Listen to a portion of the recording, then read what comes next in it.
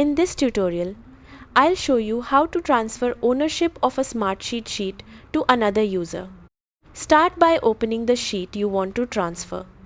In the top right corner, click the Share button to open the sharing settings. If the person you want to make the new owner doesn't already have access to the sheet, enter their email address and click Share.